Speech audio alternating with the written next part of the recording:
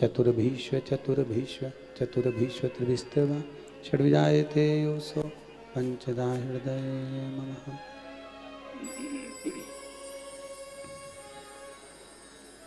बोल गोपाल कृष्ण भगवान की जय। ओम नमो भगवते वासुदेवाय। ओम नमो भगवते वासुदेवाय। ओम नमो भगवते वासुदेवाय। ओम नमो भगवते वासुदेवाय। ओम नमो भगवते वासुदेवाय। ओम नमो भगवते वासुदेवाय।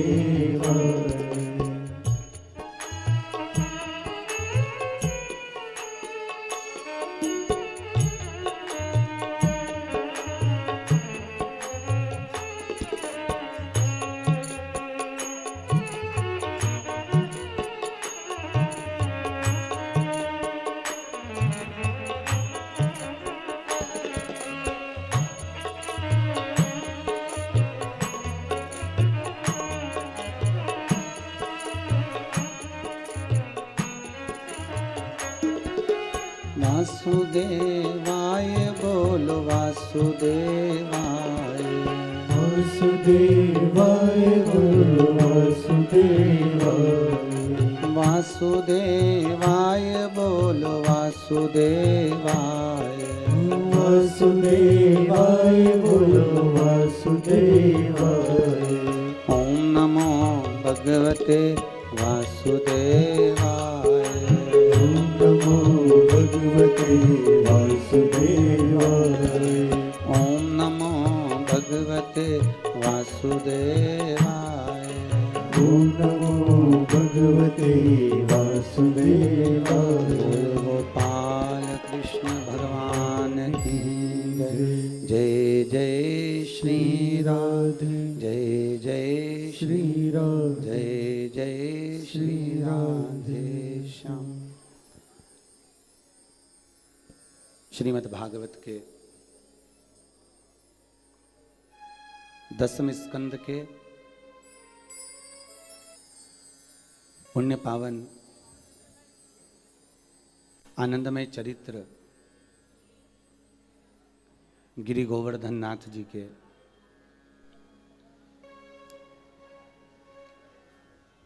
पावन चरणों का स्मरण करने का सौभाग्य श्री माहेश्वरी सेवा संगठन इंदौर द्वारा प्राप्त हुआ है। भादों के इस पावन महीने में भगवान कृष्ण का ये पावन चरित्र गोवर्धन चरित्र कहीं अपन सभी का पुण्य और परमात्मा की कृपा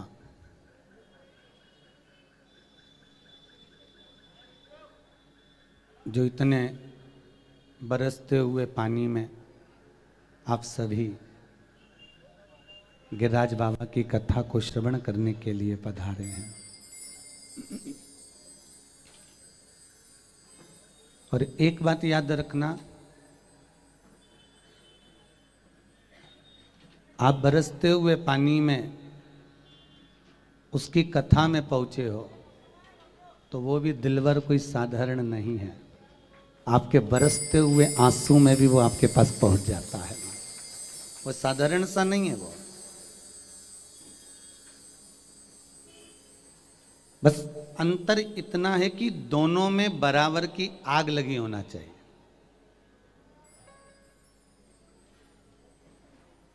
भक्त बड़ा कि भगवान बड़ा? अरे बोलो जम के। इंदौर के लोग तो अच्छे से बोलते थे, अभी मालूम नहीं क्या हो गया तुम लोगों को। हो सकता है ठंड में बैठ गए हो। कौन बड़ा है? भक्त। तुम कौन हो? अरे बोलो तो। भक्त। ऐसी कौन सी भक्ति करी जो तुम भक्त कहला गए रे? पहले ये तो बता, भक्त की परिभाषा क्या है? जिसके पास दुनिया के लिए वक्त नहीं और परमात्मा के चरणों में दिन भर भींगा बैठा रहे, वही भक्त है।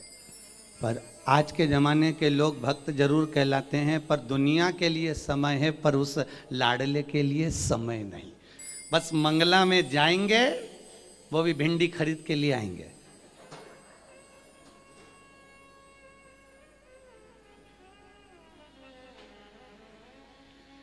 अच्छा, तुम लोग सोचते होगे ये सियोर वाला महाराज के क्यों पकड़ के लिए आते? अच्छा, तुमने सोचा?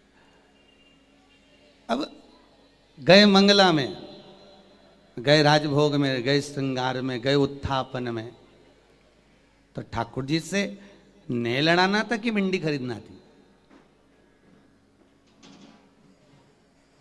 पर जितने वैष्णव हवेली जी में जाते हैं, पहले हवेली जी के अंदर जाने से पहले गली में उनका छोरा, उनका पति, वो सब वहीं छोड़ के चले जाएं, और वो वहीं कह देती है अब तुम जाओ, मैं आराम से आ जाऊंगी। और वहीं से देखती देखती, इसके पास भिंडी अच्छी, इसके पास टमाटर अच्छा, इसके पास आलू अच्छा, इसके पास ये अच्छा, और देखती देखती देखती देखती फिर हवेली जी में पहुँचे। अब भगवान भी मन में सोचे बस तू, और वहाँ पे भी पहुँच के कह रही कितना जोरदार श्रृंगार किया, कितनी जोरदार पोशाक पहने, कितनी जोरदार अलकावली है, कितनी जोरदार नग बेसर है। भगवान के अभी बाजार में भी तो बोल के आ रही थी कितना जोरदार टमाटर है। तो भगवान को अच्छा लगे। वो कहते हैं दृष्टि भी उसकी होना चाहिए।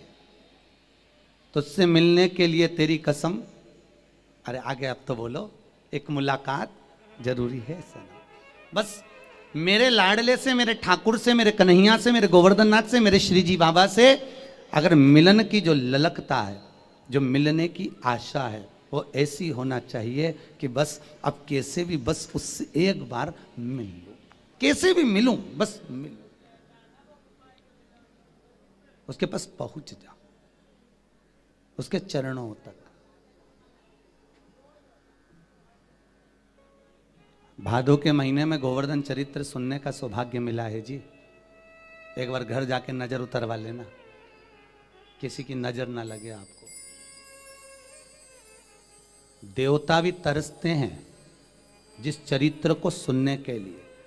श्रीमद् भागवत कथा में, सुबोधनी श्रीमद् भागवत कथा में श्रीमद् वल्लभाचार्य जी ने लिखा, और सुबोधनी श्रीमद् भागवत कथा में श्रीमद् वल्लभाचार्य जी लिखते हैं कि 10वें स्कंद के गोवर्धन चरित्र पर 33 कौटि देवता देवमंडल में खड़े होकर पुष्प अर्जन हाथ में लेकर गिरिराज बाबा की कथा सुनने के लिए स्तुप्त रह गए। स्तुप्त।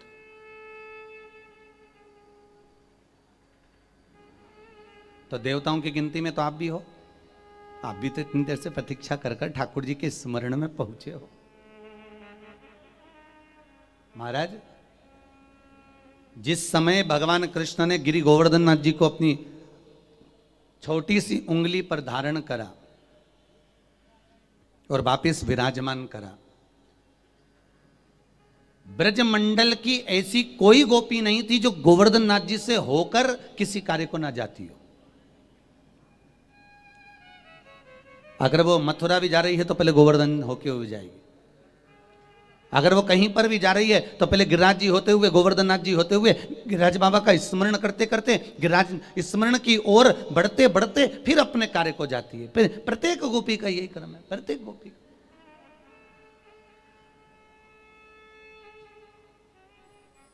एक बार भगवान कृष्ण को बहुत तेज भूख लग गई। पर्वत पे बैठे थे गिरिराज जी पे, और बहुत तेज भूख लगी तो उन्होंने राधा जी से कहा, राधा, ए राधा। राधा बोली, हाँ रे ठाकुर, क्या हो गया? बहुत भूख लग रही है, तो कुछ लेकर आएगी क्या? राधा जी बोली, अभी लाती हूं, अभी ला। यदि आपको भूख लग रही है तो मैं अभी लेकर आती हूं। और राधा जी तुरंत गई और राधा जी ने जाकर बहुला गाय को आवाज लगाई। और बहुला गाय को जब आवाज लगाई और बहुला गाय दौड़ती दौड़ती राधा जी के पास में आई, और जैसे ही बहुला गाय पहुंची तो राधा जी ने क्या देखा कि बहुला तो अपने पुत्र मनोरथ को दूध पिला रही है। बहुला गाय के बेटे का नाम था मनोरथ। क्या नाम है?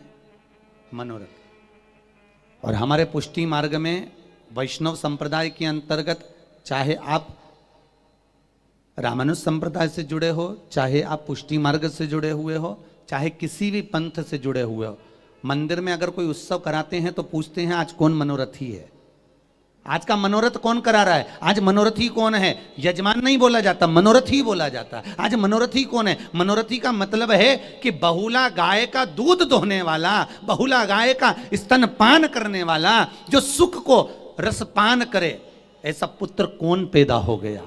और बहुला गाय का एक ही पुत्र था, वो मनोरथ था। इसलिए आपको मनोरथी कहा जाता है, क्योंकि आप सुख को पी रहे हो, आप सुख का आनंद ले रहे हो।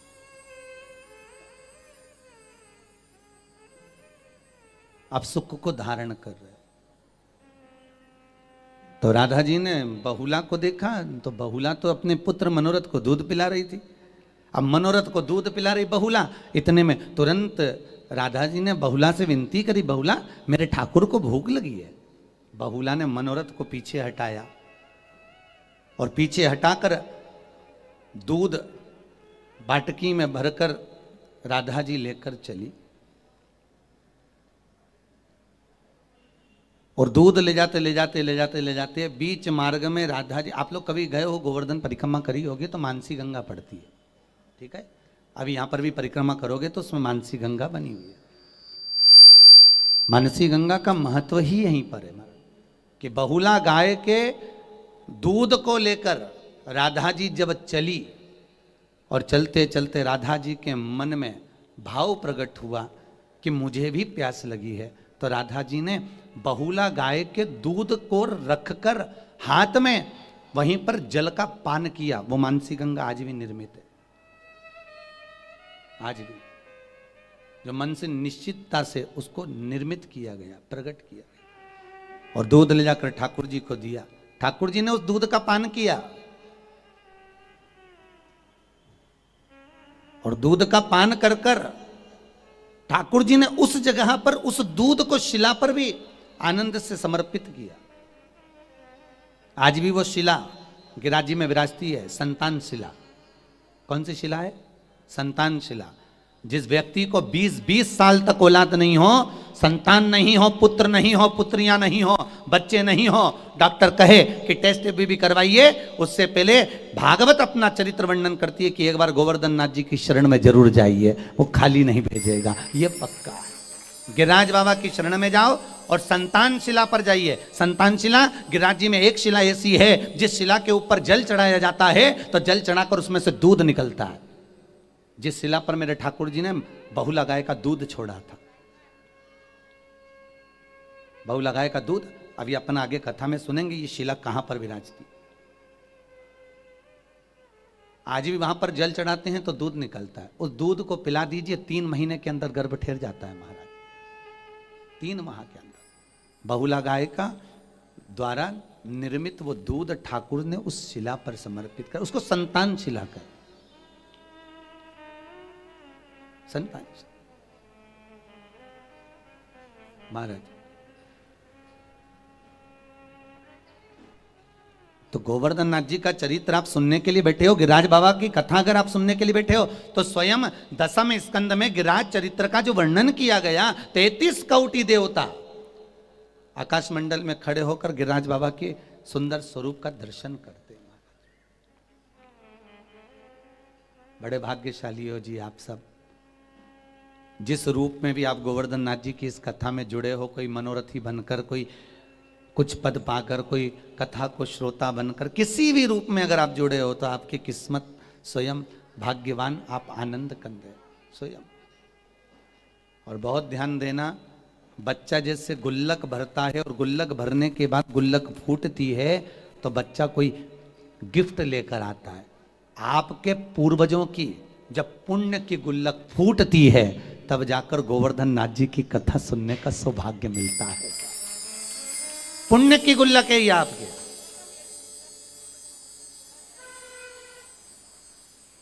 और मिला सुख आनंद। शास्त्र कह रहा है भगवान गोवर्धन नाथ जी 3 भाई हैं। द्रोणागिरी राजा के 3 पुत्र हुए थे। द्रोणागिरी कौन है? एक हिमालय राज जिनके घर में पार्वती का जन्म हुआ, और हिमालय राज के बड़े भाई हैं द्रोणागिरी। किसके भाई हैं ये? हिमालय राज। हिमालय राज के बड़े भाई द्रोणागिरी, और द्रोणागिरी के 3 पुत्र थे। हिमालय राज जी के कितने बच्चे थे? द्रोणागिरी के 3 बच्चे थे, और हिमालय राज के कितने बच्चे थे? हिमालय राज के 2। द्रोणागिरी के केवल 3 पुत्र थे, और हिमालय राज की केवल 2 बेटियां ही बेटियां थी। हिमालय राज के घर में बेटा नहीं, बेटी बेटी थी। पहली थी गंगा, दूसरी थी पार्वती। और द्रोणागिरी के 3 पुत्र थे। पहला द्रोणार्थ, दूसरे नंबर पर कांतानाथ, और तीसरे नंबर पर गोवर्धननाथ। ये 3। एक दिन द्रोणागिरी की धर्म पत्नी अपने छोटे बेटे को लेकर कहीं भूमंडल पर भ्रमण के लिए चली। कहीं जा रही थी, और वो छोटे जो पुत्र थे, सबसे बड़े का नाम है द्रोणार्थ, दूसरे का नाम है कांतानाथ, और तीसरे का नाम है गोवर्धननाथ। सबसे छोटे का नाम क्या है? जम के बोलिए जरा। गोवर्धननाथ। और बहुत ध्यान से सुनना, शायद मुझे उम्मीद है कि इंदौर के इतिहास में पहली बार भगवान गोवर्धन नाथ जी के माता पिता का चरित्र सुनने को मिल रहा होगा। शायद इंदौर के इतिहास में पहली बार।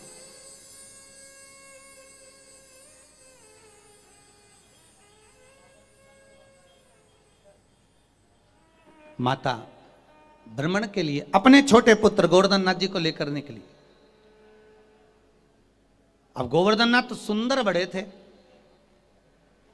अब आप कहोगे महाराज जी एक तो पत्थर, और आप कह रहे ऊपर से सुंदर, तो ये भी बड़ी बात हो जाती है महाराज कि एक तो पत्थर और ऊपर से सुंदर। देखो बहुत ध्यान देना भाई, राधा ज्यादा सुंदर थी कि कृष्ण ज्यादा सुंदर थे? जम के बोलिए। राधा। कौन से महाराज जी ने बताया कि राधा ज्यादा सुंदर थी? अगर राधा इतनी सुंदर थी तो कृष्ण के पीछे काहे को पड़ी रहती थी? महाराज पूरे विश्व की सुंदरियों की सुंदरता इकट्ठी कर लो, पूरे विश्व की, और उनकी सुंदरता का चूरा निकालो। सुंदरता का एक चूरा इकट्ठा करो और उसका एक पुतला बनाओ और पुतले में प्राण दे दो।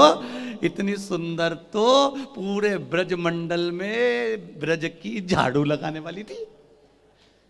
पूरे विश्व की सुंदरता को इकट्ठा कर कर उसका चूरा बनाकर उसका पुतला बनाओगे तो ब्रज मंडल की झाड़ू लगाने वाली, और वो झाड़ू लगाने वाली 1,00,000 इकट्ठी करो और उनकी सुंदरता का पुतला बनाकर उसमें प्राण दे दो। इतनी सुंदर ब्रज की दही बेचने वाली थी।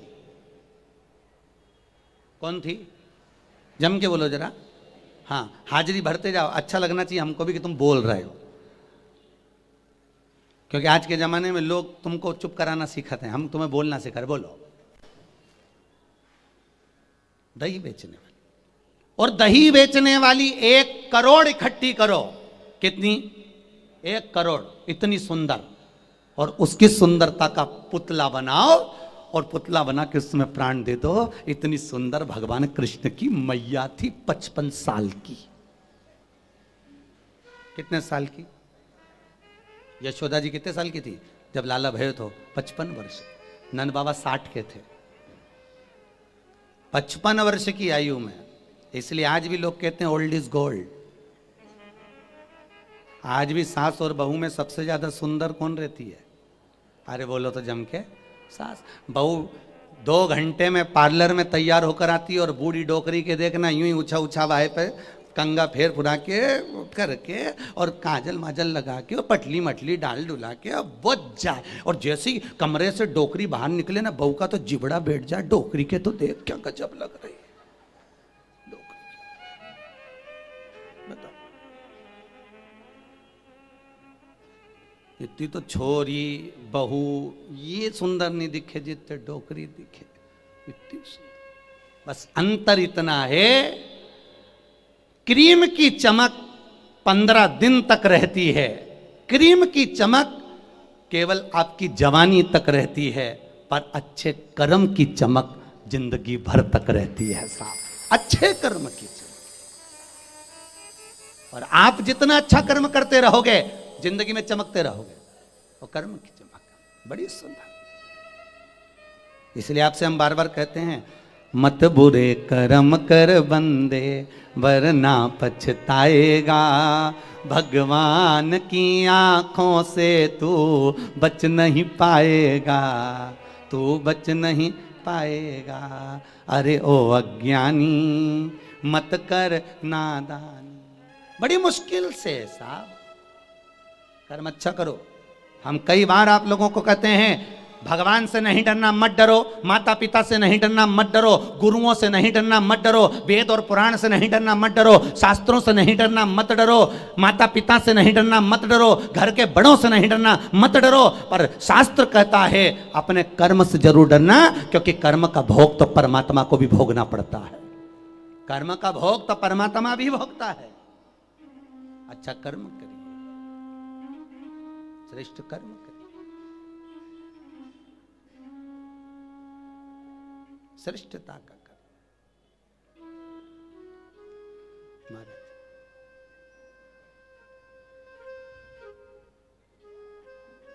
अब लेके चलिए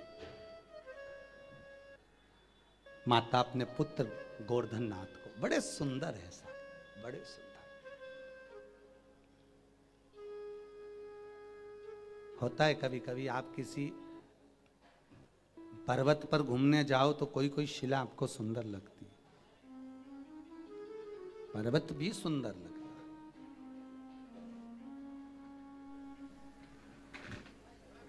एक दिन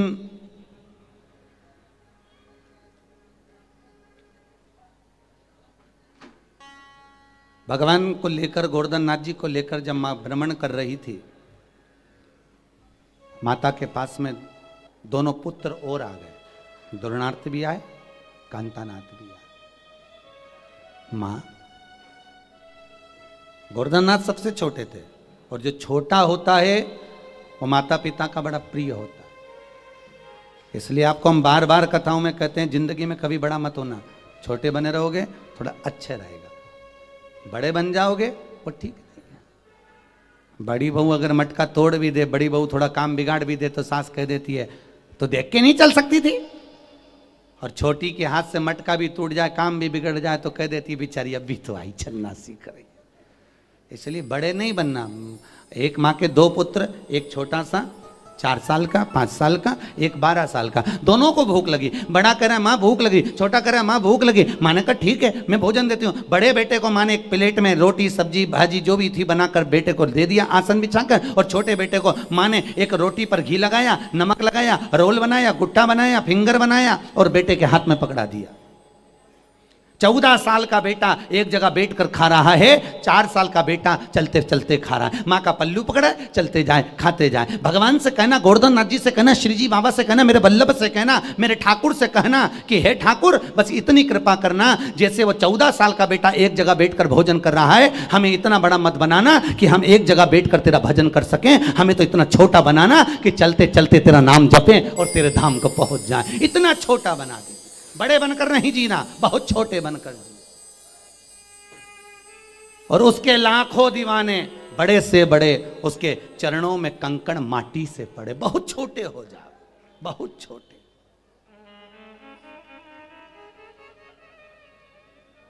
बहुत छोटे बड़े।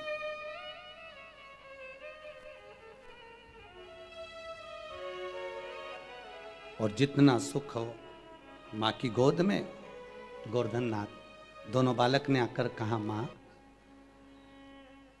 द्रोणार्थ बोले माँ हम भी आपकी गोद में बैठना चाहते हैं। माँ ने उनको भी गोदी में बैठाया। माँ की दृष्टि में कभी बच्चे छोटे और बड़े नहीं होते। किसी भी माता की दृष्टि में, क्योंकि माँ ने अगर 3 बेटे हैं, 2 बेटे हैं, 4 बेटे हैं, तो माँ ने बराबर का दूध पिलाया है। साहब सही है कि गलत है? बराबर का दूध पिलाया है। माँ की दृष्टि में बच्चे छोटे बड़े नहीं होते। माता की दृष्टि में तो कोई भेद ही नहीं होता। भेद तो जब चालू होता है जब त्रिवेणी संगम इकट्ठा होता है। ये गंगा यमुना सरस्वती नर्मदा सरयू ये सब जब इकट्ठी होती हैं, जब अपने अपने पतियों को कहती देख लो वो सासू बड़े को ज्यादा चाहती है, देख लो वो छोटे को ज्यादा चाहती है, उसको ये दे दिया उसको तो ये जब धीरे धीरे धीरे धीरे धीरे धीरे जब बढ़ती हैं, तब बेचारी माँ की ऐसी स्थिति हो जाती है कि लोग सोचते हैं माँ बड़े को चाहती, छोटे को चाहती, मंजिले को चाहती, संजिले को चाहती। माँ का भेद हो जाता है, पर माता की दृष्टि में भेद नहीं होता। माँ ने तीनों को गोदी में लिया और गोदी में लेकर आज द्रोणार्थ ने कहा माँ माँ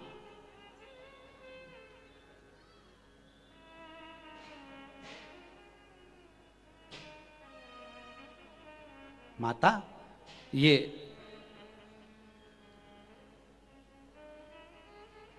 सतयुग में हमारा जन्म हुआ है। कौन सा युग था? जम के बोलिए जरा। सतयुग। गोवर्धन नाथ जी आज का नहीं है। द्वापर में तो भगवान कृष्ण ने पूजन करी थी और उसके पहले हनुमान जी महाराज मिलके आ गए थे त्रेता में। जब हनुमान त्रेता में मिले थे और गोवर्धन नाथ जी को भगवान कृष्ण ने द्वापर में लिया था, तो शास्त्र कहता है कि सतयुग में मां की गोद में बैठकर द्रोणार्थ कहते हैं मां जब त्रेता आएगा और त्रेता आने पर रामजी महाराज का प्रागट्य होगा, मां क्या हमें सेवा करना चाहिए? एक माता का वात्सल्य देखिए। मां कहती है बच्चों जब धर्म का कार्य हो, सत्कर्म हो, भगवत भजन हो, स्मरण हो, कीर्तन हो, तो दौड़कर सेवा में तल्लीन रहिए, जाइएगा, जरूर जाओ,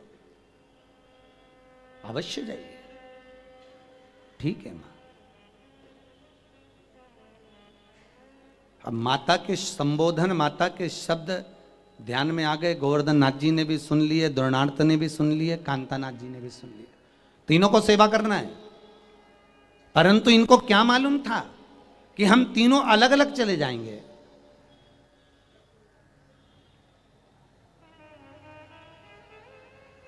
जब सतयुग का आखिरी चरण चला तब माता पार्वती ने शंकर जी से कहा था कि मुझे तप करना है, मेरे तप के लिए एक सुंदर कंदरा लेकर आइए, उस कंदरा में बैठकर मैं तप करूंगा।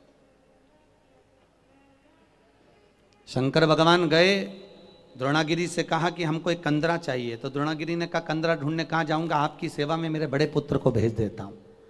द्रोणार्थ को दिया। द्रोणार्थ को शंकर जी ने ले जाकर गंगा के घाट पर रखा। जिस जगह पर द्रोणार्थ को रखा गंगा के घाट पर, वो काशी बन गई। कौन सी नगरी है? काशी। भारत की भूमि पर, मृत्यु लोक में, इस भारत की भूमि पर केवल 3 पर्वत हैं जिनकी पूरी परिक्रमा होती है। अगर मानसरोवर भी गए हो कैलाश की परिक्रमा करने के लिए तो मानसरोवर की परिक्रमा हो जाएगी, पर कैलाश की परिक्रमा पूरी नहीं होती। कैलाश की परिक्रमा चल के आधे तक पहुंचकर वापिस वहीं से आना पड़ता है। परंतु भारत की भूमि पर 3 पर्वत ऐसे हैं जिनकी पूरी परिक्रमा है। वो द्रोणागिरी के तीनों बेटे, द्रोणार्थ, कांतानाथ और गोवर्धन नाथ, इनकी पूरी पूरी परिक्रमा होती है। परिक्रमा पूरी पूरी।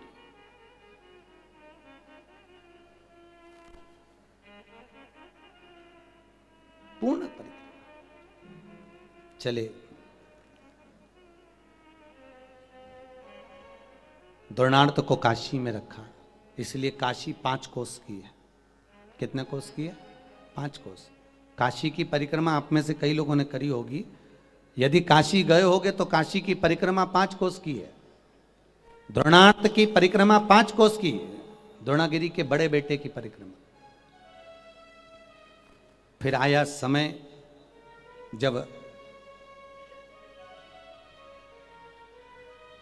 त्रेता आ गया, तो हनुमान जी महाराज को मार्गदर्शन करने के लिए गौतम बाबा ने कहा हनुमान जी से। गौतम बाबा कौन है हनुमान जी के? नाना जी। हनुमान जी के नाना है गौतम जी, गौतम ऋषि।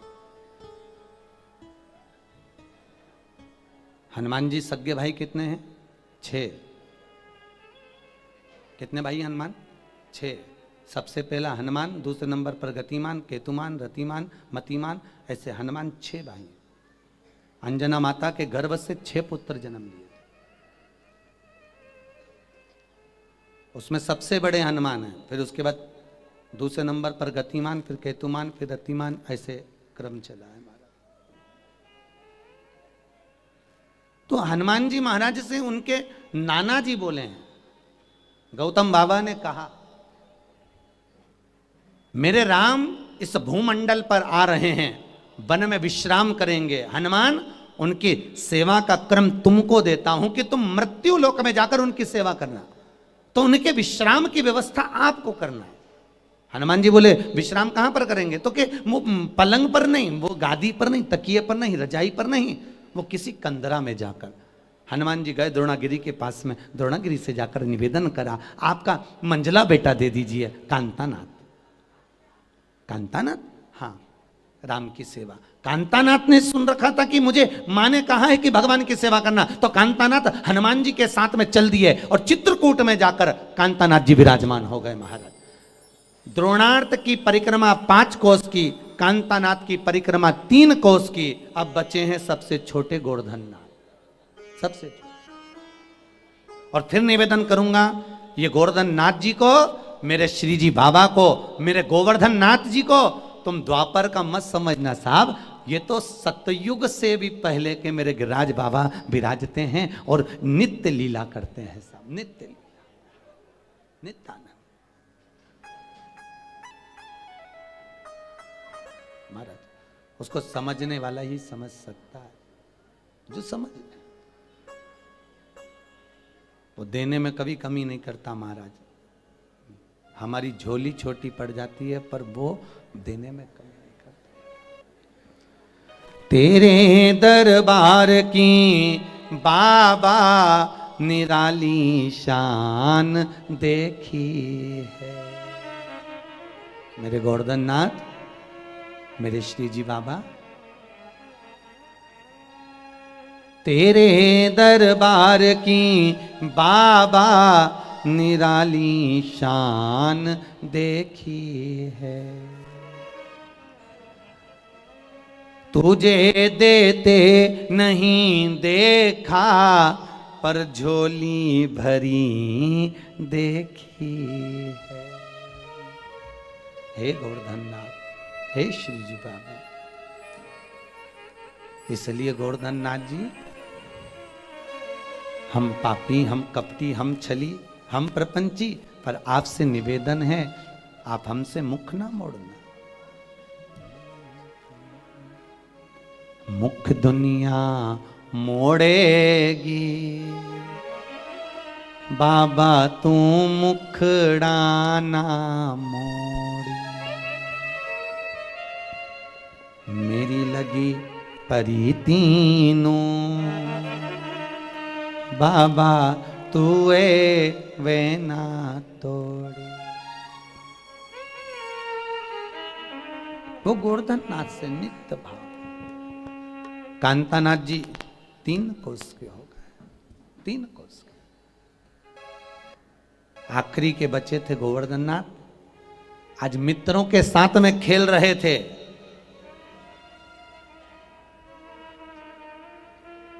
और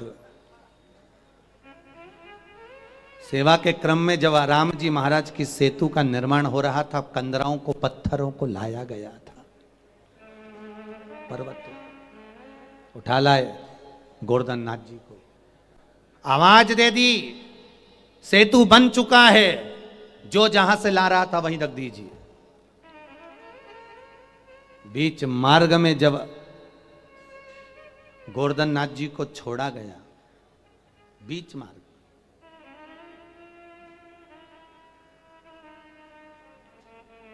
आज भी उत्तराखंड में वो स्थान है जहां पर गोवर्धन नाथ जी को हनुमान जी ने छोड़ा था। आज भी स्थान है।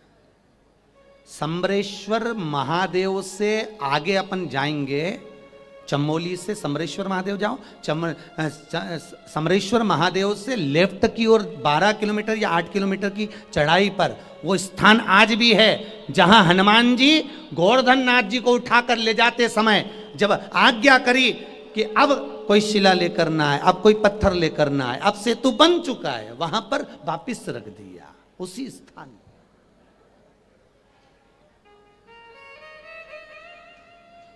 गोवर्धन नाथ जी ने कहा वारे हनुमान वाह, धन्य है, राम जी की सेवा में ले जा रहा था और बीच मझधार में छोड़ दिया। ना इधर का, ना तो मेरी माता की गोद में बैठा और ना भगवान की गोद में, और बीच में लाके छोड़ दिया, पटक दिया। ए हनुमान, यदि मुझे भगवान नहीं मिले तो ये गोवर्धन नाथ जो अपनी माता की गोद छोड़कर आया है, श्राप दे देगा कि तेरी पूजन करने वाला कभी पार नहीं लगेगा, वो भी अटका ही रहेगा। या तो मुझे परमात्मा से मिला देगा, और बहुत ध्यान देना महाराज, ये गुरु का फर्ज होता है परमात्मा से मिलाना। गुरु कभी आपको काल में, प्रपंच में, छल में तो हनुमान जी महाराज को तुरंत याद आ गया, हनुमान जी को तुरंत ज्ञात हो गया, हनुमान जी महाराज की बुद्धि चित्त में ये बात बैठ गई। हनुमान जी की वृत्ति में ये बात बैठ गई, क्योंकि हनुमान जी महाराज को एक बार राम जी महाराज के आनंद सुख में राम जी महाराज ने एक स्तुति में बताया था कि एक व्यक्ति नाव खे रहा था, और नाव खेते खेते उसमें जितने यात्री बैठे थे नाव में हलचल मची, पानी तेज हो गया, आंधी चलने लगी, तो सबसे पहले उतर के वो नाव चलाने वाला भाग गया, और भागा, और भागने के बाद चला गया। अब जितने लोग नाव में बैठे थे वो सारे के सारे डूब डूब के मर गए, सारे डूब गए, मर गए। अब जब सब पानी में डूब डूब के मर गए तो नाव चलाने वाला 2-4 साल और जिंदा रहा, 4-6 साल बाद मर के ऊपर गया। तो धर्मराज से पूछा गया इसका कोई पुण्य है? धर्मराज ने कहा पुण्य जान दो चूल्हा में, पहले तो इसको पटक दो नरक में। तो क्या नरक में काय को पटक दो? नरक में इसलिए पटका जाए कि इसने अपना कर्म छोड़ दिया था। क्या छोड़ा है? कर्म।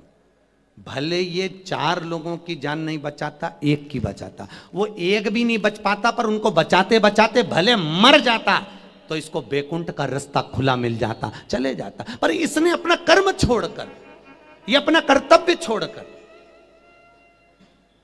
और कर्तव्य से परे होकर कर्म को त्याग कर गया, इसलिए इसको नरक दे दिया जाए, नरक पटका जाए। भाई साहब ध्यान देना, वैष्णव जन ध्यान देंगे, ये नरक और स्वर्ग आपको मिलेगा, बड़े भाव से मिलेगा, बड़े प्रेम से मिलेगा। पर आप सोचो कि मैं गिरिराज जी गई थी, मैंने दूध चढ़ाया था और पूरी दुनिया में ढोंडी पीट के बता दिया, मैं गई थी 80 रुपए लीटर दूध हो गया। कितना चढ़ाया? 2 लीटर दूध 160 का, और 300 रुपए किलो पेड़ा, उसमें शक्कर ही शक्कर, फिर भी आधा किलो लिया, 150 का। धोती ऊपर ना लिया, इत्र लिया, चढ़ाया। पंडा होन इतना चोटा, सबको बता रही पैसे मंगे जाएं, मंगे जाएं, मंगे जाएं, देव देव देव, कब तक देव? सब कितना सुंदर लिखा है विष्णु पुराण में कि पुण्य बता देने पर समाप्त हो जाता है, पाप छुपा लेने पर बढ़ जाता है, पाप बढ़ता है। बता रही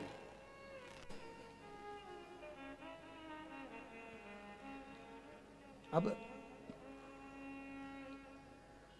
कभी मत बताना, कभी जिंदगी में मत बताना कि कितना रुपया दान करके आई, कितना पुण्य करा, कितना संकीर्तन करा, कितना स्मरण करा,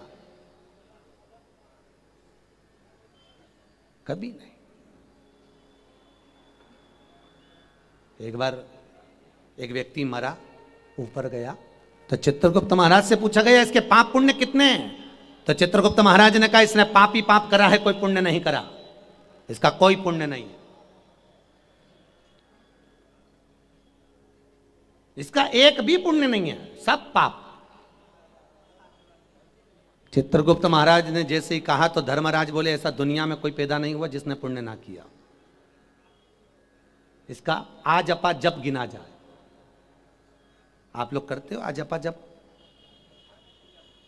अरे बोलो तो सही, आजपा जप किसको कहा गया? बच्चा जन्म लेता है, मां के गर्भ से जब बाहर निकलता है, उसकी नाल जब कट जाती है, कटने के बाद से बच्चे का आजपा जप चालू हो जाता है जब तक वो मरता है, आखिरी सांस तक। ऐसा कोई मनुष्य नहीं जन्मा जिसने भगवान का नाम नहीं लिया, आजपा जप नहीं किया। प्रत्येक मनुष्य जपता है। प्रत्येक मनुष्य के शरीर से 21,600 श्वास प्रतिदिन निकलती है। तो भगवान ने कहा ये जो श्वास निकलती है इसमें ओम का स्वर बनता है, इसलिए इसके खाते में वो 21,600 श्वास का जप जोड़ दिया जाए और इसको पुण्य के भाग में बैकुंठ भेज दिया जाए। आजपा जप। तो आप लोग, कई माताएं कहती मेरा पति भगवान का भजन नहीं करता, हम कहते जी काहे को झूठ बोलती है, उसकी श्वास निकल रही है ना, बस जप रही है, बहुत है। कोई जरूरी है कि ढोंडी पीट के जपे? कोई जपना जरूरी है क्या? जपे, जपने दो, जपने का क्रम है, सभी जपने का अपना अपना क्रम है। एक होती है 108 मनके की माला, होती कि नहीं होती? अरे बोलो तो जम के। 108 मनके की माला काहे के लिए होती है? कि हमें सिद्धि प्राप्त हो।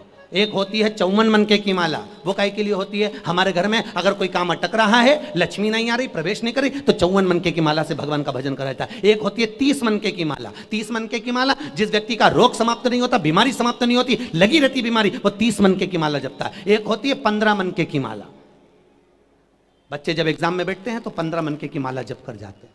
एक होती है 7 मनके की माला। आपने संतों को देखा होगा, कोई हाथ में छोटी सी माला पहने रहते हैं, कथा करते करते माला कहीं ऊपर जा रही, नीचे चली गई, इतनी सी माला का क्या होगा? माला का अपना अपना एक फल है, अपना अपना एक आनंद है, अलग अलग एक सुख है। अब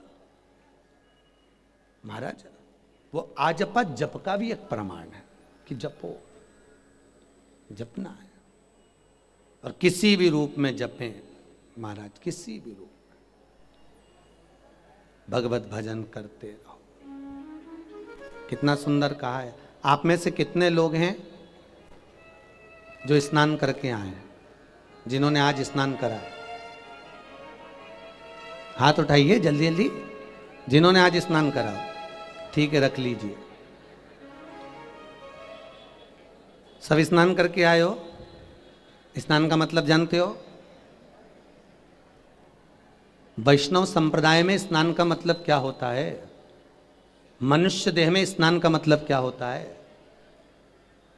बाथरूम में गए, लोटा भर के पानी डाल लिया, साबुन लगा लिया, सर्फ लगा लिया, शैम्पू लगा लिया, नहा धो के बाहर निकल गए, इसको तो नहाना कहा है, यह स्नान नहीं है। स्नान की महत्वता सुबोधनी में श्रीमद् वल्लभाचार्य जी कहते हैं, मनुष्य के शरीर में 3.5 करोड़ रोम छिद्र होते हैं, और 3.5 करोड़ रोम छिद्र मनुष्य के शरीर में मेरे वल्लभ लिखते हैं सुबोधनी में क्यों दिए हैं कि एक दिन में 3.5 करोड़ बार जब मनुष्य के मुख से भगवान का नाम निकल जाता है तब जाकर उसका स्नान हो पाता है साहब। तो अब बताओ तुम में से किस किस ने स्नान किया? 3.5 करोड़ बार एक दिन में भगवान का नाम निकलना चाहिए, एक दिन में 3.5 करोड़। इसलिए मेरे वल्लभ कहते हैं तुम घर में स्नान नहीं कर सकते साहब, इसलिए हमारे यहाँ पुष्टि मार्ग में कहा जाता है कि वैष्णवों की वार्ता करो, सत्संग करो, वार्ता जी पढ़ो। वार्ता पढ़ोगे, 4-5 लोग मिलके बाँचोगे, स्मरण करोगे, यमुनाष्टक का पाठ करोगे, भजन करोगे, कीर्तन करोगे, कथा सुनोगे, सत्संग करोगे, भागवत में जाओगे, कहीं सत्संग में पहुंचोगे, गुरुजन के चरणारविंद में बैठकर सत्संग का जब लाभ लोगे तो लाभ लेने पर बीच में अगर कहीं कीर्तन आ गया, कीर्तन में गाते गाते जब ताली बजेगी तो कीर्तन टूटेगा, टूटेगा तो कण कण फैलेंगे, फैलेंगे तो 3.5 करोड़ रोम छिद्र में वो भगवान का नाम प्रवेश कर जाएगा और एक दिन में तुम्हारा 3.5 करोड़ बार जाप हो जाएगा। 3.5 करोड़ बार।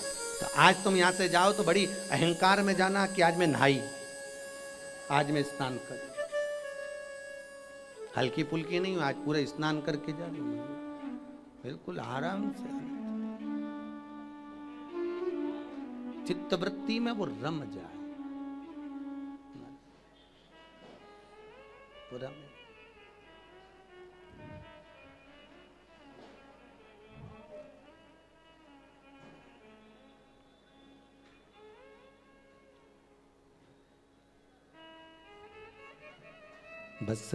बस गई रे सांवरिया तेरी तलेटी में, तेरी तलेटी में।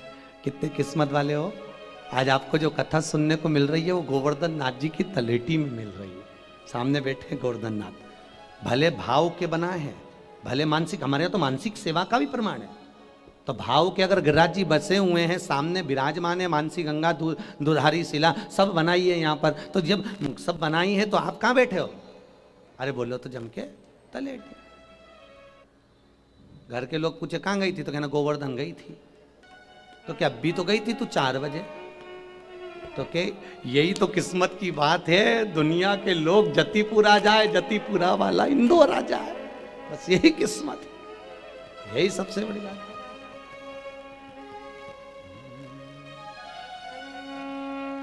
बस गई रे सांवरिया तेरी तलेटी में, तेरी तलेटी में। बस गई रे सांवरिया सब गाइए। तलेटी में, तेरी तलेटी में। बस गई रे सांवरिया तेरी तलेटी में, तेरी तलेटी में। बस गई रे सांवरिया तेरी तलेटी। आओ से गाइए दोनों हाथों से। तेरी तलेटी में, तेरी तलेटी में, तेरी तलेटी में, तेरी तलेटी में, तेरी तलेटी। ताली बजाने से पाप निकल जाता है, जो नहीं बजाता पड़ोसी का पाप निकल के उसमें भरा जाता है। ट्रांसफर करो, पड़ोसी जितनी तेज बजाए उससे दुगनी आवाज तुम्हारी आना चाहिए। मालूम पड़े पुण्य कमाने आए तो पाप लेके चले जाओ, ध्यान दो। आओ से गई। बस गई रे सांवरिया तेरी तलेटी में, तेरी तलेटी में। बस गई रे सांवरिया तेरी तलेटी में, तेरी तलेटी में। तेरी तलेटी में गऊ में बहुत है, तेरी तलेटी में गौए बहुत है। तेरी तलेटी में गऊ में बहुत है, तेरी तलेटी में गौए बहुत है। रम गई रे सांवरिया तेरी तलेटी में, तेरी तलेटी में। रम गई रे सांवरिया तेरी तलेटी में, तेरी तलेटी में। बस गई रे सांवरिया तेरी तलेटी में, तेरी तलेटी में। बस गई रे सांवरिया तेरी तलेटी में, तेरी तलेटी में। पीछे वाले भी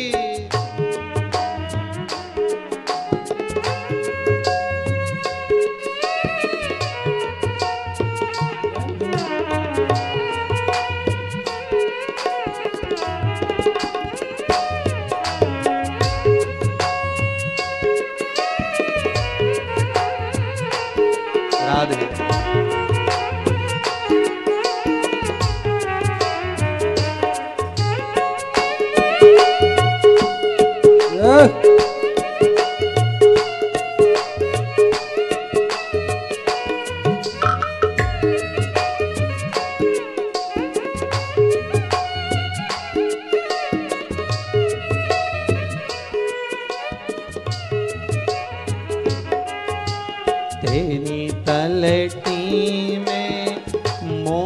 बहुत हैं तेरी तलटी में, मोर बहुत है तेरी तलटी में, मोर बहुत हैं तेरी तलटी में, मोर बहुत है। बस गई रे सांवरिया तेरी तलटी में, तेरी तलटी में। बस गई रे सांवरिया तेरी तलटी में, तेरी तलटी में। आ गई रे सांवरिया तेरी तलटी में, तेरी तलटी में। आ गई रे सांवरिया तेरी तलटी में, तेरी तलटी में। जय हो।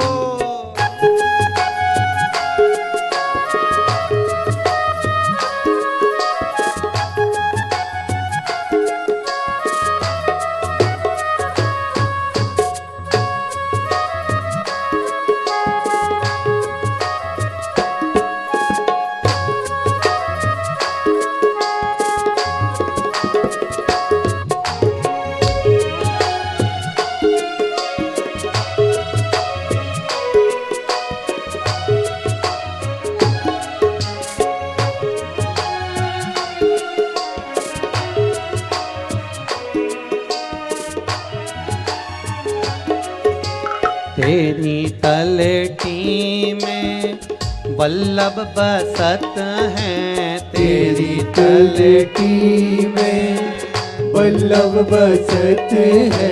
तेरी तलटी में वल्लभ बसत हैं तेरी तलटी में वल्लभ बसत है। वल्लभ बसत हैं यमुना बसत है। वल्लभ बसत है यमुना बसत है। वल्लभ बसत है यमुना बसत है। यमुना बसत है यमुना बसत है। आ गई रे सांवरिया तेरी तलटी में, तेरी तलटी में। आ गई रे सांवरिया तेरी तलटी में, तेरी तलटी में। आओ से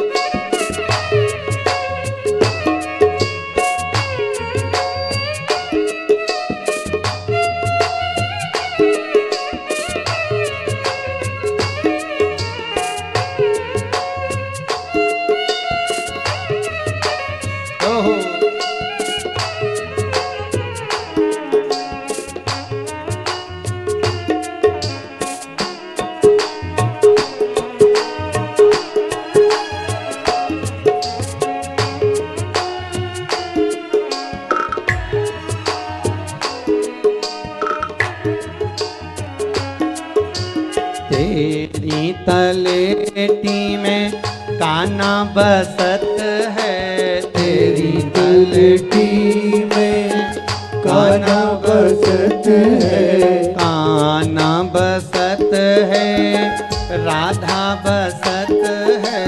काना बसत है राधा बसत है। लुट गई रे सांवरिया तेरी तलटी में, तेरी तलटी में।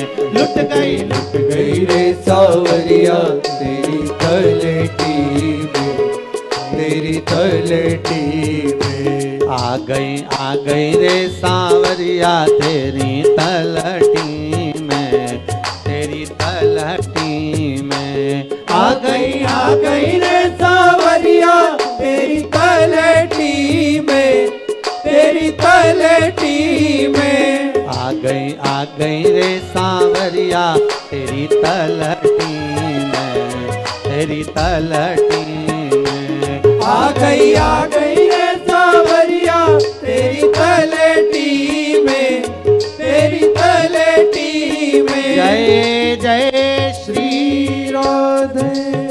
आवाज नहीं आई, जरा दमदारी से बोलो। दीन बंधु दयालु दया कीजिए। जो दोनों हाथ उठा के राधे राधे नहीं बोले उसे उठा लीजिए, बोलो राधे। अब कितने बढ़िया बोले, मतलब पक्का हो गया, अभी तुम जाना नहीं चाहते।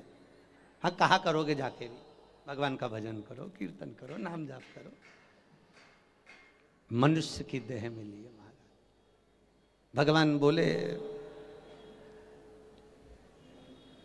मुझे जाना है। हनुमान जी आपने मुझे बीच मार्ग में क्यों छोड़ दिया? ये आपकी गलती है हनुमान जी। हनुमान जी बोले भैया श्राप मत दे तो रुक, मैं आता। हनुमान जी महाराज राम जी के पास में गए, राम जी से विनती करी इस गोवर्धन का क्या करें। राम जी बोले चिंता मत करो, तुमने रख दिया, पुलस्त ऋषि इसको ले जाएंगे। जहां मेरा अगला अवतार होगा वहीं पर ले जाके इसको रख देंगे। उसको बोलो दर्शन भी होंगे, पूजन भी होगी, स्वयं ठाकुर तुम्हारे नजदीक।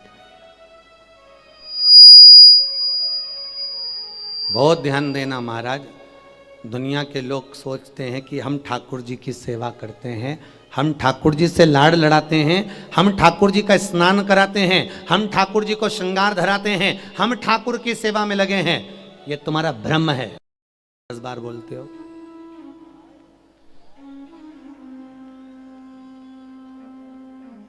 भगवान देता बोलता नहीं। पुलस्त बाबा सीधे द्रोणागिरी के पास में पहुंचे। अब द्रोणार्थ नहीं है, कांतानाथ नहीं है, केवल अकेला गोवर्धननाथ। पुलस्त ऋषि को तप करना था। द्रोणागिरी से पूछा तुम्हारा छोटा बेटा कहाँ है? द्रोणागिरी जी बोले वो हनुमान जी लेकर गए हैं। जिस समय पर पुलस्त ऋषि द्रोणागिरी के पास से गए गोवर्धननाथ जी को लेने के लिए, उस समय गोवर्धननाथ जी से मिलने के लिए गोवर्धननाथ जी की माता जी पहुंची हुई थी। माता की गोद में गोवर्धननाथ जी बैठे थे, स्नेह कर रहे थे। इतने में पुलस्त ऋषि ने कहा हमको आपका पुत्र चाहिए तप करने के लिए। माँ तो माँ थी, सेवा के प्रति समर्पित थी, ले जाइए, ले जाओ। पुलस्त ऋषि जब लेकर चले तो भगवान को अच्छा नहीं लगा। गोवर्धननाथ जी ने मन में सोचा मेरी माता के गोद से उठाकर ले जा रहे हैं मुझको। सुनो पुलस्त बाबा, तुम लेकर भले चलो, मना नहीं है, पर जहां तुम मुझे रख दोगे मैं उठकर नहीं जाऊंगा। पुलस्त ऋषि ने कहा इतना छोटा होकर इतनी मोटी बात करता है, इतनी बड़ी बात। अच्छा जितनी भी छोटी मोटी बात करते हैं ये छोटे ही करते हैं, बड़ा तो बेचारा सीधा साधा मर्यादा में रह जाता है। मर्यादा। राम जी जब जनकपुरी गए थे पहली बार, तो जनकपुरी में राम जी ने अपनी निगाह नीचे रखी थी, ऊपर नहीं रखी। इसलिए जनकपुरी में आज भी बिहारी जी का मंदिर में आंखें राम जी की नीचे है, क्योंकि ससुराल में आंख नीचे थी।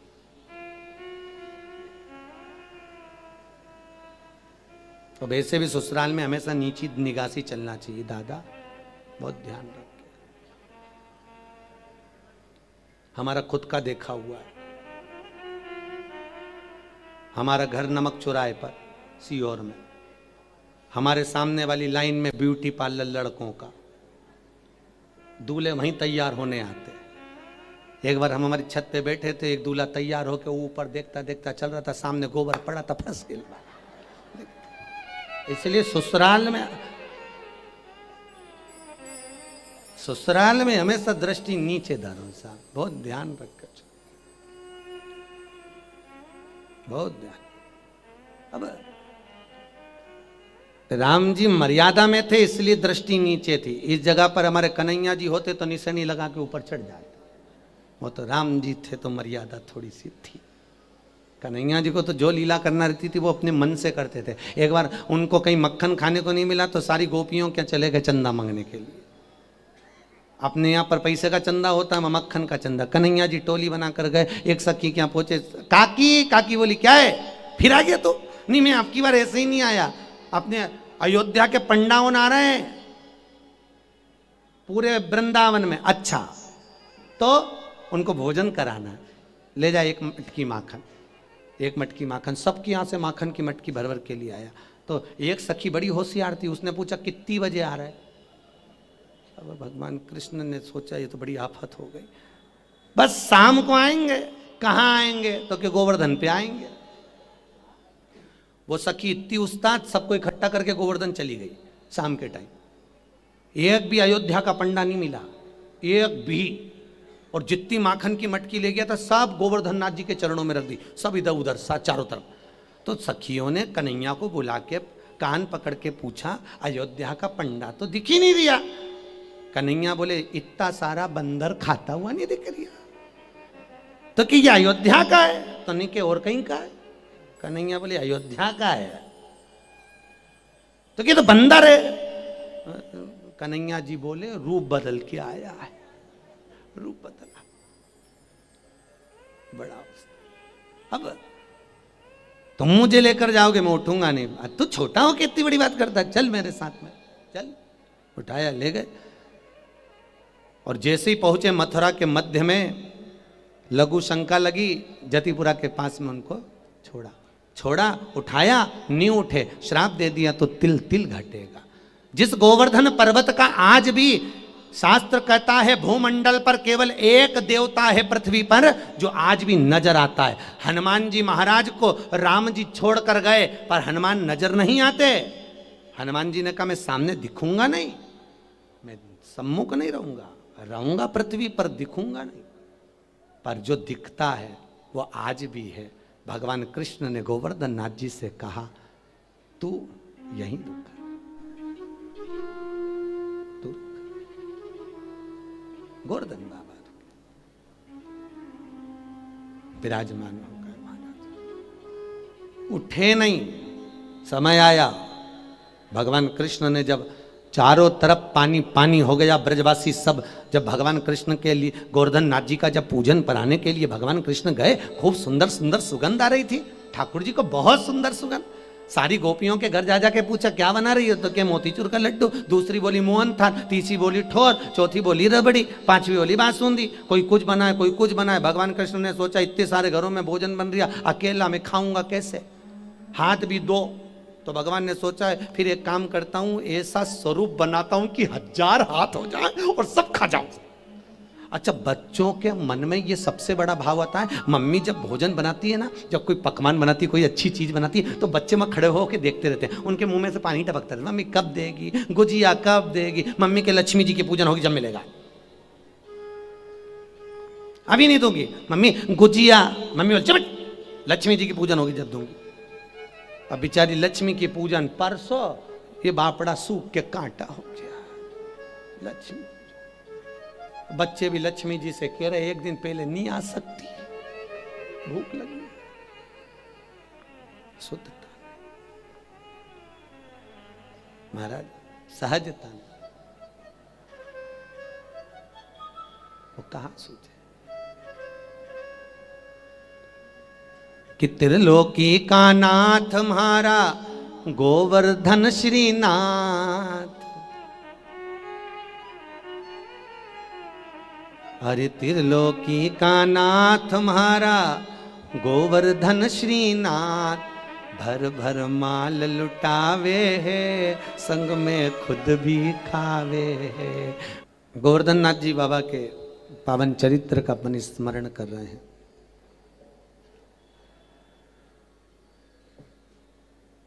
पूरे ब्रजमंडल में जहां जहां गोपियों ने सुंदर सुंदर पकवान तैयार करे हैं, लड्डू, पेड़ा, ठोर, मोहन थाल आदि आदि जितने भी बने, तो ठाकुर जी को लगा कि इतने सारी सामग्री सिद्ध हुई है और पूरे ब्रज की गोपियां तैयारी कर रही हैं, आखिर कर किसके लिए रही? तो भगवान ने जाकर पूछा, किसके लिए तुम ये भोजन बना रहे? तो कि इंद्र के लिए बना रहे। भगवान ने कहा ठीक है। अब इंद्र इतना भोजन कैसे करेगा? भगवान को भी लगा अकेला है और उधर का ध्यान करना पड़ता है। तो भगवान को लगा कि भाई इतनी सारी सामग्री बनी है प्रत्येक घर में, और एक एक वस्तु नहीं, प्रत्येक के घर में ढेरों वस्तु बनी। आपके यहाँ जब दीपावली आती है, लक्ष्मी पूजन आप लोग करते हैं, तो कितना सामग्री बनाते हैं? बहुत सारी सामग्री एक एक के घर में बनती है। तो इतनी सारी सामग्री सिद्ध हुई तो विचार करा ठाकुर जी ने कि अब करें क्या। तो भगवान ने उसी समय गोवर्धन नाथ जी के पूजन का प्रमाण रखा। यदि करना है तो गिरि गोवर्धन नाथ जी का पूजन करो, जो अंधन लक्ष्मी का देने वाला है। महाराज, जिसकी तलेटी में गौ माता चढ़ती है, जो दूध मिलता है उससे माखन बनता है, और माखन बनाकर अपन अपना यापन करते हैं। चलो सब चलो, सबको तैयार कर कर ठाकुर जी स्वयं गोवर्धन नाथ जी की तलेटी में लेकर जा रहे हैं। और भगवान को मालूम था अगर मैं बोलूंगा कि मुझको ये गुजिया दे दो, मुझे ठोर दे दो, मुझे मोहन थाल दे दो, तो क्या ये देंगे?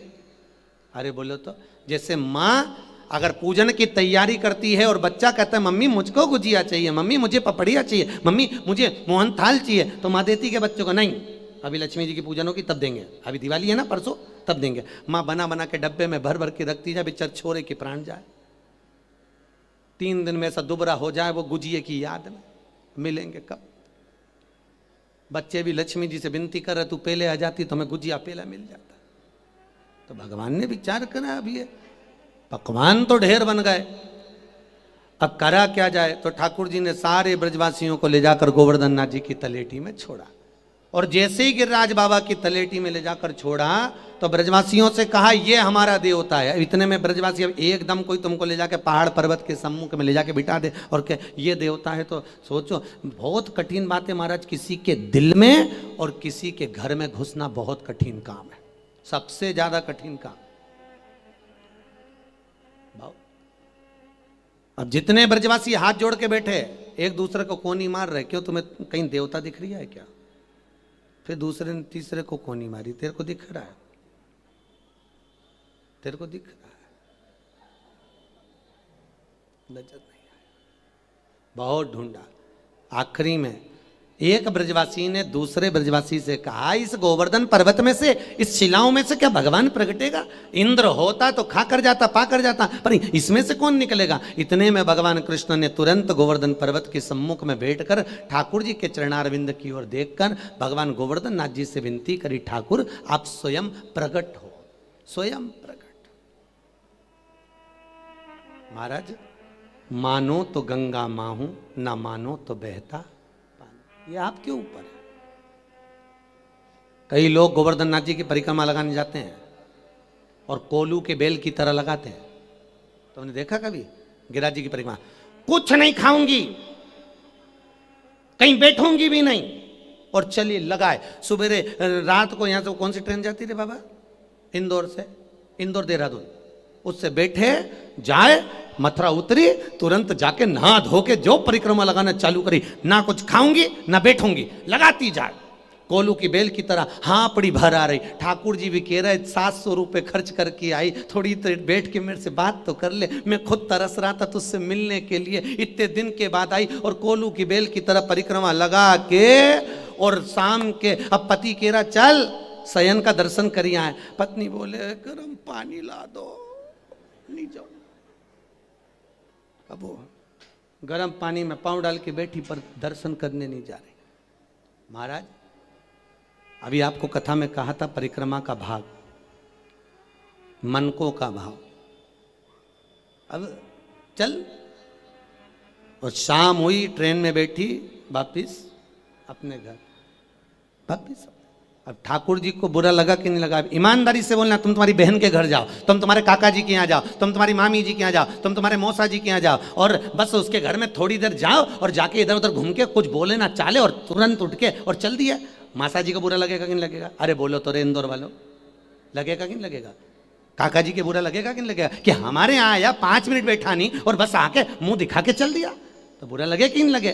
तो भगवान को भी के भगवान भी इतना इंतजार करे, इंदौर से आ रही होगी, ट्रेन में बैठी है, 600 रुपये का टिकट कराया है रही, अब आई है मेरे पास, तो थोड़ा बैठ तो सही मेरे पास बैठ कर अपने दिल की बात कहे, थोड़ी सी मन की कोई बात हो तो मुझसे कर जा। बस आई और अपने मन की बात सुना दी, मैं बड़ी दुखी हूँ, मैं बड़ी दुखी हूँ, मैं बड़ी दुखी हूँ। तो गोवर्धन नाथ जी भी राधा जी के साथ में बैठ के चर्चा करते रहे, सखियों के साथ बैठे रहे, तुम्हारी सुनी नहीं, क्योंकि तुम अपना दुखड़ा सुना रही थी। भगवान के रोज हर बार आती है, बस परिक्रमा लगा के दुखड़ा सुना के चली जाती, कभी मुझसे नहीं पूछती कि गोवर्धन नाथ कैसे हो, बहुत पानी गिर रहा है, छाता लगा दूं? गोवर्धन नाथ बहुत तेज गर्मी पड़ रही है, थोड़ा गुलाब जल चढ़ा दूं? गोवर्धन नाथ बहुत ठंड लग रही है, शाल लेकर आई हूं, उड़ा दूं? कभी ठाकुर जी से पूछा? बस अपने दुखड़े रोने चले गए। और रोज रोज ठाकुर जी से मांगोगे, रोज रोज जाओगे और भगवान से कहो भगवान ये दे दे, भगवान वो दे। तुम एक प्रैक्टिकल करना, पड़ोसन के जाके कहना जी जी चाय की पत्ती देना, दूसरे दिन जाके कहना शक्कर देना, तीसरे दिन कहना तेरा मोबाइल देना। रोज रोज पड़ोसन के यहाँ जाके मांगोगे तो पड़ोसन भी ताला लगा लेगी, पीछे से रास्ता चालू कर देगी। और तुम रोज रोज ठाकुर जी के मंदिर में जाकर, कई कई बार तुम्हारे साथ भी हुआ होगा, मन पर हाथ रख कर बोलना हुआ कि नहीं हुआ। कई बार तुम मंदिर में गए और मंदिर में जाके कहते आज मंदिर में रौनक नहीं दिख रही, आज मंदिर में आनंद नहीं आ रहा। तो भगवान के काय का आनंद आए, जैसे मैंने देख लिया तू आई, मैं तुरंत भाग गया, तुरंत पीछे के पीछे। मेरे को मालूम था तू आएगी और मंगेगी तो मैं भागा, मैं काय को छोड़। इसलिए कहते हैं ठाकुर जी की हवेली, हवेली मतलब घर।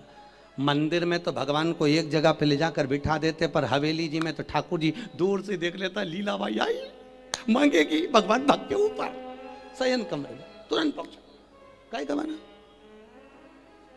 महाराज भगवान को भाव से रिझाया जाए, और जिस दिन ठाकुर भाव से रीझ गया, कितना सुंदर चरित्र महाराज। दो बहनें थी, एक दिन उन्होंने प्रवचन में सुन लिया कि ठाकुर जी लड्डू गोपाल की सेवा होती है, लड्डू गोपाल का दर्शन करना चाहिए, जीवन धन्य हो जाता है। अब उन्होंने जिंदगी में कभी लड्डू गोपाल देखे ही नहीं थे।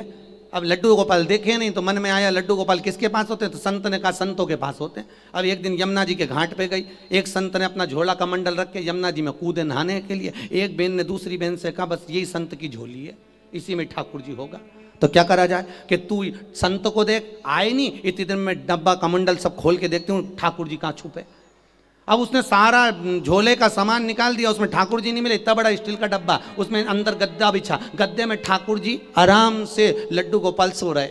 अब बेचारी ने जो लड्डू गोपाल को हेड़ा तो अपनी बहन को आवाज लगाया, जी जी जल्दी आ, मिल गया। कौन? के ठाकुर। कहाँ मिला? के डब्बे के अंदर। इतने में बड़ी बहन आके बोली आग लग जाए बस संत के, बेचारे को कैसे कुकड़ा मुकड़ा के अंदर भरा है, बता उसकी क्या हालत हो गई, हाथ पांव देख कैसे टेढ़े आड़े हो गए। अब क्या करें? इतने में बहन ने बोला बाहर निकाल इनको और विनती करें तुम अच्छे से हो जाओ, अभी हम हैं, तुम चिंता मत करो, संत आएगा, जब आएगा तुम तो हाथ पैर सीधे करो। और बहन ने तुरंत हाथ पैर जोड़ के विनती करी, ठाकुर जी तुम हाथ पैर लंबे कर लो, कोई चिंता की बात नहीं है, संत तभी नहाने गया, आएगा आधा घंटा में, तुम तो आराम से रहो, अब तुम्हें डब्बा में रहने की जरूरत नहीं, तुम बढ़िया चकाचक रहो। इतने में ठाकुर जी भाव से रीझ गए, यमुना के घाट पे ठाकुर जी ने हाथ भी लंबे कर दिए, पाँव भी लंबे कर दिए। इतने में बहन से कहा जरा देख क्या संत तो नहीं आया, और दूसरी बहन ने आवाज लगे आ रहा है, और जैसे ही बोले आ रहा है, अब ये अंदर भरे डब्बा में तो जाए नहीं, अब डब्बा में ठाकुर जी नहीं जाए, बड़ी आफत हो गई। अरे ठाकुर जी प्लीज आप अंदर तो चले जाओ, ठाकुर जी अंदर तो चले, ठाकुर जी जाए नहीं। इतने में बड़ी बहन ने नाक रगड़ के कहा दादा वो संत जैसा रखता रख लेगा, तू तो अंदर घुस जा, तेरे हाथ जोड़ू, तू अंदर चले जा, वो हमें मार देगा। अब भाव को देखकर भगवान को भी हंसी आ गई, और पीतल की मूर्ति वापिस लड्डू गोपाल की हो गई, और गोपाल की होकर डब्बे में बंद हो गई। तुम्हारा भाव होगा तो भगवान है, भाव नहीं तो भगवान कहाँ? भाव ही नहीं है। कई माताओं की आदत रहती, तुलसी के क्यारे में जब दिया लगाती है ना, तुमने देखा है, तो वो तुलसी के क्यारे के अंदर ही धरती है। बेचारी तुलसा मैया भी डरती है, आग लगा के मानेगी, बेचारी तुलसी भी डरती। पवन देवता से कहती हवा चलाओ, तुम देखना जब जब तुम दिया लगाने जाती हो तब तक तेज तेज हवा चलती है, इससे पहले नहीं चलेगी, पर तुमने दिया लगाया और उसने हवा चलाई, क्योंकि उसको मालूम है ये आग लगा के जाएगी। पवन देव हवा चलाओ, पवन देव हवा चलाएं, तो तुलसी मैया हिलती रहे, इधर उधर जाए, और दिए से थोड़ी दूर बढ़ती चली। ये कैसा तुम्हारा भाव कि भगवान की तुलसा के क्या? एक दिन तुम्हारी सास कुर्सी में बैठी है, उसकी नीचे लगा दे दिया, ये कोई भाव है? और बड़े प्रेम से कह रही हम तो बहुत भगवान को रिझाते, हम तो बहुत प्रेम से भाव से मानते। अभी कल जन्माष्टमी थी, सब पीताम्बरी ले लेके थाली में बैठ गई, और पाउडर पीताम्बरी का सबने घिसा, सबने। और एक दूसरे से कह रही आज ऐसी घिसूंगी, ऐसी चमकाऊंगी, अगली दिवाली तक चमकता रहेगा। भगवान ने भी मन में सोचा, अरे यो अम्मा, आज मेरा हैप्पी बर्थडे न टू यू, और तूने मुझे घस दिया, अब आंदे तेरा जन्मदिन। और जो तेरा जन्मदिन आया और पति के साथ जा रही थी गाड़ी पे मंदिर दर्शन करने के लिए, जो स्पीड ब्रेकर पे से फिकाई, सब दूर से घस आई। और जो घसाई तो हॉस्पिटल में पड़े, जितने लोग मिलने गए तो सबने पूछा जी जी क्या होगा, कि कहीं नहीं, जन्मदिन था, मंदिर जा रही थी, भगवान ने घस दिया। भगवान के मेरे जन्मदिन पे मुझे घसा, तेरे जन्मदिन पे तुझे घसा, ले हिसाब आ रहा। और घस, और घस, तुमने तो नहीं घसा। अरे मत बोलो, इशारे में बोल दो, नहीं घसा ना। हाँ, भाव से भगवान चमकता है साहब।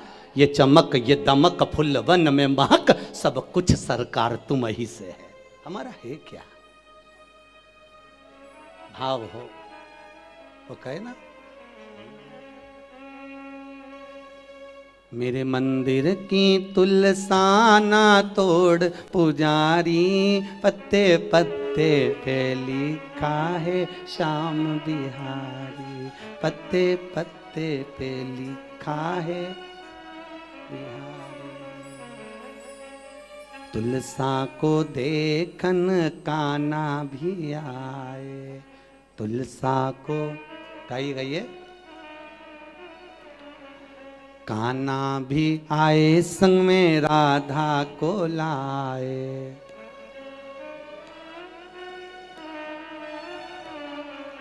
राधा को देख झुक गई क्यारी, राधा को झुक गई क्यारी, पत्ते पत्ते पे लिखा है श्याम बिहारी, पत्ते पत्ते पे लिखा है श्याम बिहारी। मेरे गमले की तुलसाना तोड़ पुजारी, मेरे गमले की तुलसाना तोड़ पुजारी, पत्ते पत्ते पे लिखा है श्याम बिहारी, पत्ते पत्ते पे लिखा है श्याम बिहारी। ओ पत्ते पत्ते पे लिखा है श्याम बिहारी, पत्ते पत्ते पे लिखा है श्याम बिहारी। आओ से दोनों हाथों से।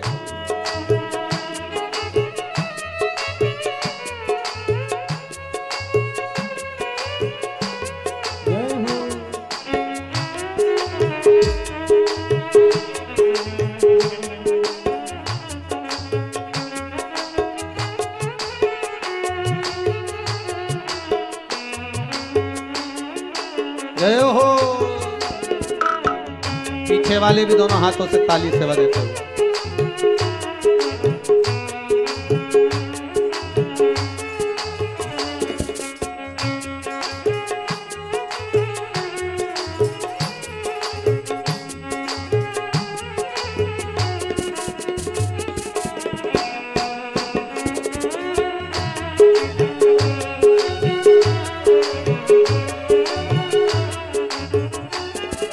तुलसा को देखन राम जी आए, तुलसा को देखन राम जी आए। ओ राम जी आए संग में सीता को लाए, राम जी आए संग में सीता को लाए। सीता को देख झुक गई क्यारी, सीता को देख झुक गई क्यारी,